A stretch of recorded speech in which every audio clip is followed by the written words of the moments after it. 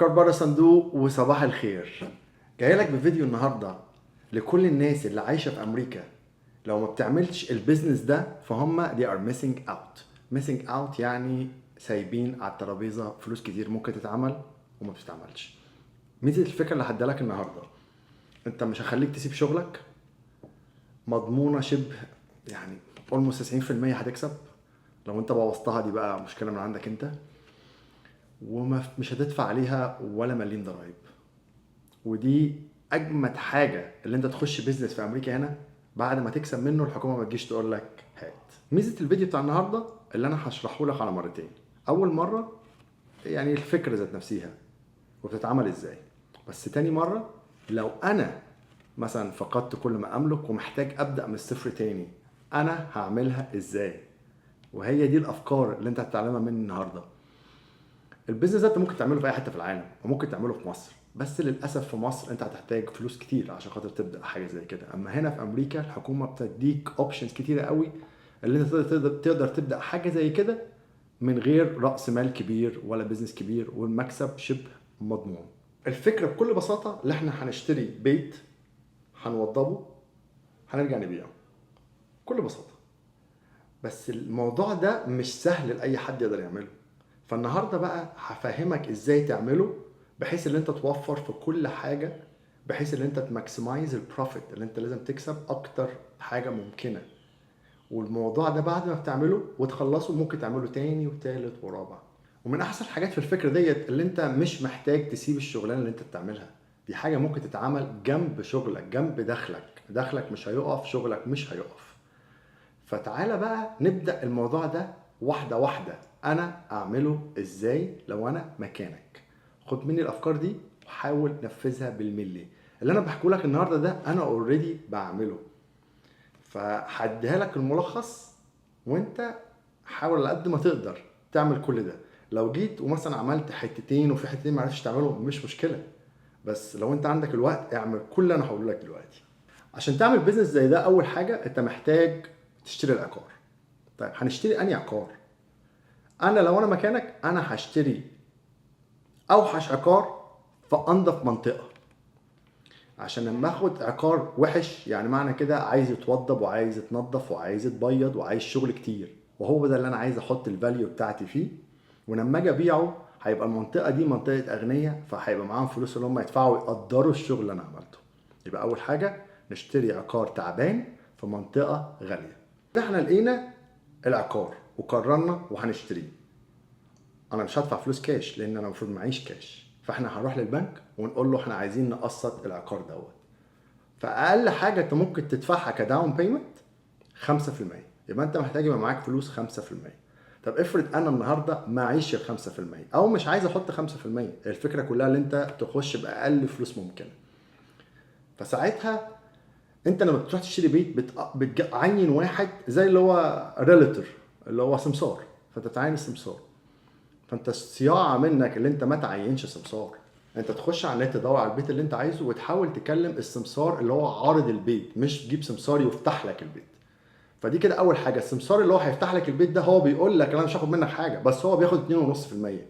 لو انت رحت للسمسار بتاع صاحب البيت على طول هتوفر 2.5%. يبقى من 5% اللي المفروض تدفعهم داون في 2.5% اوريدي شبه هيتشالوا عليك، لان الفلوس دي هتبقى ايه، هترجع لك، تعرف تاخدها وتحطها في الداون بيمنت. ادي كده ايه اول حاجه عملناها. بعد كده هنخش في موضوع اللي انت عايز تقسط. الاقساط دوت برضو انت بتعين واحد هو اللي بيعمل لك الورق ويظبطه لك ويروح يقدمه لك لشركات ويحاول يجيب لك ايه الانترست ريت يبقى كويس ويخلص لك الورق. فانت ما تعملش كده. في سايتات اونلاين زي سايت اسمه better.com تخش عليه وتملى كل حاجه بنفسك. حاجه زي كده انت اللي بتعمل ابلود للفايل كله، بتقدم كل الورق اللي بيطلبوه منك. طبعا الموضوع هيبقى مرهق شويه بس يستاهل، لان اي سمسار تاني هياخد منك برضه 2.5% 2% عموله على القرض اللي هو عارف يجيبه لك وانت كان ممكن تجيبه لوحدك. فدي كمان في 2.5% هيرجعوا لك، هتوفرهم في حاجه زي كده. فدلوقتي احنا اشترينا البيت وقسطناه وخلصنا المرحلتين دول. المرحله اللي بعديها هيبقى ايه؟ هيبقى اللي احنا نشطب ونوضب ونجمل البيت. فانا هعملها ازاي دي؟ انا هحاول اعين واحد في مصر يعمل لي ديكوريشن وستايل وديزاين للبيت دوت، بحيث ان انا اعمل حاجه شيك في ارخص الامكانيات. هنا في امريكا الماتيريالز رخيصه بس الايد العامله غاليه جدا. طيب ازاي انا اجيب ايد عامله من غير ما ادفع الفلوس دي كلها؟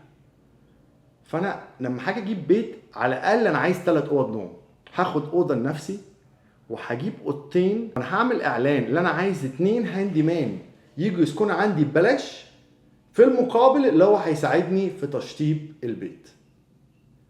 فانت هتجيلك 2 هيسكنوا معاك، وهيبقى كل يوم كل يومين ساعتين بالليل بتجيب لهم الماتيريالز وهم يبيضوا ويظبطوا ويسرمكوا والحاجات دي كلها. ده كاست كبير قوي قوي قوي الليبر.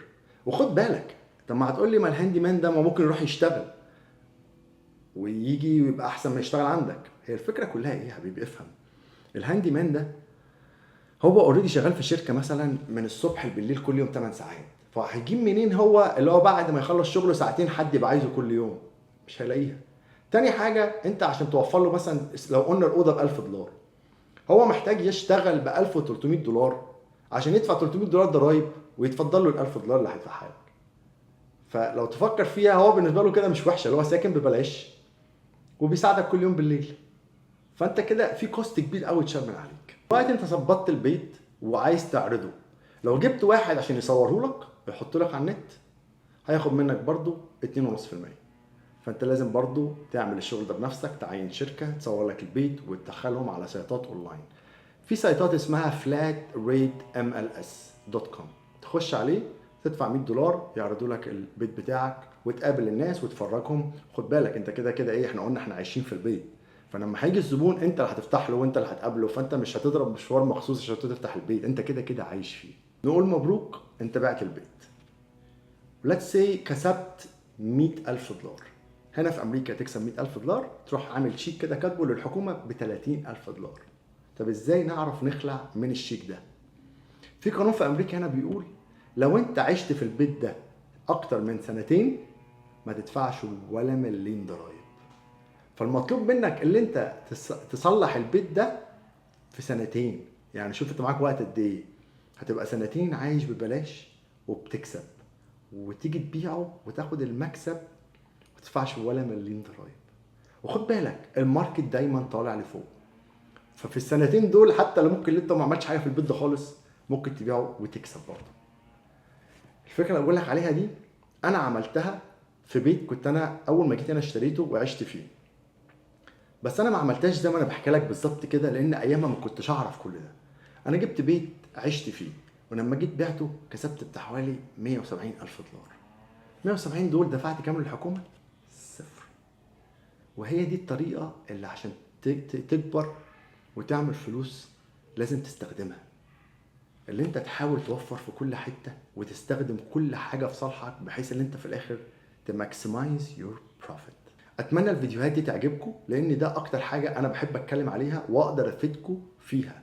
انت لو تفتكر الفيديوهات بتاعتي بتاعت زمان كنت بقول لك الدولار هيزيد وهيوصل ل 70 و60 وهيكمل، كان ايام الدولار ب 7 جنيه، وانا توقعت كل ده لان الدنيا سهله تعرف تشوفها من بعيد وتقدرها. ولغايه النهارده الريل استيت هو ده الفيوتشر. والمره الجايه عايز اكلمك على الساحل الشمالي. انا عمال اشوف حاجات بتحصل في الساحل الشمالي انا مش مصدق. انا معترف ان ده بابل وهيفرقع، ولما يفرقع عايزك انت تكون جاهز. باي باي.